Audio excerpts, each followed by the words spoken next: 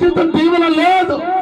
ఈ సాక్ష్యం వింటున్న దేవుని బిడ్డలారా, మీ యవన జీవితం ఎటువంటి పరిస్థితిలో ఉన్నది ఒక్కసారి గమనించండి. నా జీవితం అలాగుండిపోతే ఒకనొక దినం వచ్చింది. నా పెద్దక్క వాళ్ళ ఇంటికి వెళ్ళిపోయిన తర్వాత, మా మ్యారేజ్ అయిపోయింది హైదరాబాద్ లో. పెద్దక్క వాళ్ళ ఇంటికి పోయిన తర్వాత అక్కడ నుంచి అర్థంగా ఆడ కూడా వివాహమైనా కానీ ఇంకా సమస్యలు ఎక్కువైనాయి, పోరాటాలు ఎక్కువైనాయి. ఎక్కడ గుడి కాడిపోయి అల్ల గేట్ తీసుకొని ఆ కాలు పట్టుకొని, ఏందమ్మా నా బ్రతికేంది, నా జీవితం ఏందని విగ్రహాలు కాలు పట్టుకొని బ్రతిమాడుకుని అయినా కానీ ఏమి లేదు, ఆశీర్వాదం లేదు. సమస్యలు పోరాటాల్లో నలిగిపోతున్నా. నేను వాటి విమర్శించట్లేదు, నా జీవితంలో జరిగిన సాక్ష్యం నేను చెప్తున్నా.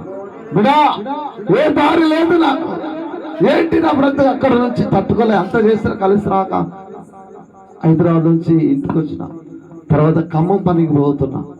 ఆడ పని లేకపోతే మంగళగిరి అనే ప్రాంతంలో అడుగు పెట్టిన. మా పెద్దక్క అప్పుడు దేవుని నమ్ముకుంది. ఆ మంట చిన్నడా, యేసుక్రీస్తు ప్రభువారు అనే దేవుడు ఉన్నాడు, ఆయనకు మార్గమై ఉన్నాడు.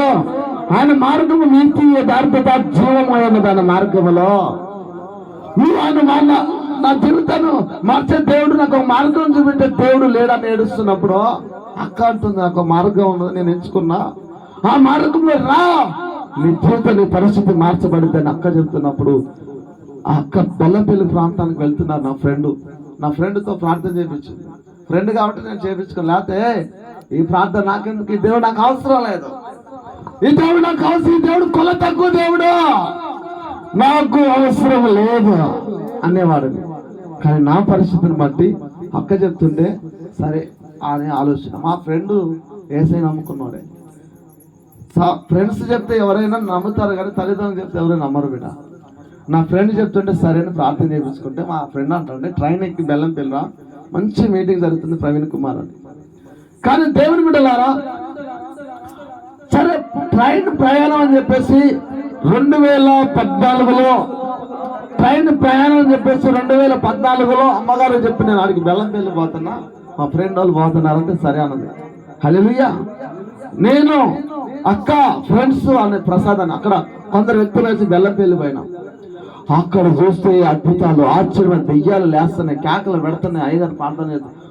అక్కడ వాక్యం, నేను రక్షకులకు ఆశ్రమ కొరసగాలేదు, 24 లక్షల మందము కాలేదు, నిజంగా నువ్వు నాకు మరుపెట్టగలిగితే నేను నిన్ను రక్షించగలను, నిన్ను ఆదుకోగల దేవుడును.